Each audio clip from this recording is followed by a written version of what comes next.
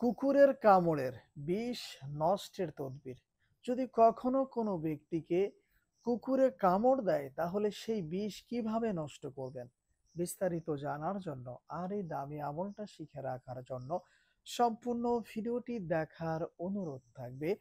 আর প্রতিদিন ইসলামিক নতুন নতুন ভিডিও সবার আগে দেখতে আপনার পর্যন্ত পৌঁছাতে আমাদের এই ছোট্ট চ্যানেলটি সাবস্ক্রাইব করার অনুরোধ থাকবে। সম্মানিত দিনী ভাই ও বোনেরা, যদি কখনো কাউকে কুকুরে কামড় দেয় তাহলে সর্বপ্রথম একটি চীনা মাটির সাদা প্লেট সংগ্রহ করবেন। যেই প্লেটে এখনো পর্যন্ত কেউ খানা খায়নি, এক কথায় ওই প্লেটটি কেউ ব্যবহার করেনি, এমন একটি চীনা মাটির সাদা প্লেট সংগ্রহ করে নেবেন। এরপরে সর্বপ্রথম অজু অবস্থায় জায়নামাজের পাটিতে বসবেন এবং এর সাথে চীনা মাটির প্লেটটা নিয়ে নিবেন। এরপরে ৩ বার ইস্তিগফার পাঠ করবেন। আস্তাগফিরুল্লাহ, আস্তাগফিরুল্লাহ, আস্তাগফিরুল্লাহ। এরপরে ১১ বার যেকোনো দুরূদ শরীফ পড়বেন, যেমন সাল্লাল্লাহু আলাইহি ওয়াসাল্লাম, সাল্লাল্লাহু আলাইহি ওয়াসাল্লাম, সাল্লাল্লাহু আলাইহি ওয়াসাল্লাম। এরপরে আমাদের কাজ হচ্ছে, আমরা যে চীনা মাটির প্লেটটা নিয়েছি এই প্লেটের উপরে মধ্যবর্তী জায়গায় আমাদেরকে জাফরান কালি দিয়ে ছোট্ট করে একটি কোরআনের আয়াতে কারিমা লিখতে হবে।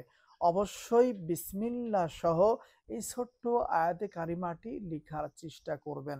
আয়াতে কারিমাটি হচ্ছে, আউযু বিল্লাহি মিনাশ শাইতানির রাজিম, বিসমিল্লাহির রহমানির রহিম, সালামুন আলা মুসা ওয়া হারুন, সালামুন আলা মুসা ওয়া হারুন।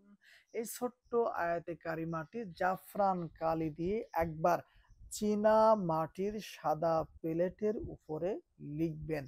আমলটা শেষ হয়ে যাওয়ার পরে আবার ১১ বার দুরুদে ইব্রাহিম অথবা অন্য কোনো দুরূদ শরীফ পড়বেন। এরপরে আপনি যেই প্লেটের মধ্যবর্তী জায়গায় এই ছোট্ট আয়াতে কারিমাটি লিখেছেন ওখানে একটি ফু অথবা দম করে নিবেন, যেমন সাল্লাল্লাহু আলাইহি ওয়াসাল্লাম। এরপরে এই প্লেটের উপরে একটু পানি দিবেন। পানি দিয়ে লেখাটা সুন্দর করে হাত দিয়ে ধৌত করে উঠায়া নিবেন। এরপরে যেই ব্যক্তিকে কুকুরে কামড় দিছে ওই ব্যক্তিকে ওই পানিটুকু পান করায়া দিবেন। আশা করি ইনশাআল্লাহ আপনারা যদি কষ্ট করে মাত্র একবার এই আমলটা করে ওই সমস্ত ব্যক্তিদেরকে, বিশেষ করে যাদেরকে কুকুরে কামড় দিয়েছে, এই পানিটুকু পান করায়া দিতে পারেন, আশা করি ইনশাআল্লাহ আল্লাহ সুবহানাহু ওয়া তাআলার সাথে সাথে ওই কুকুরের বিষাক্ত বিষ নষ্ট করে দিবেন ইনশাআল্লাহ। আসসালামু আলাইকুম ওয়া রাহমাতুল্লাহ।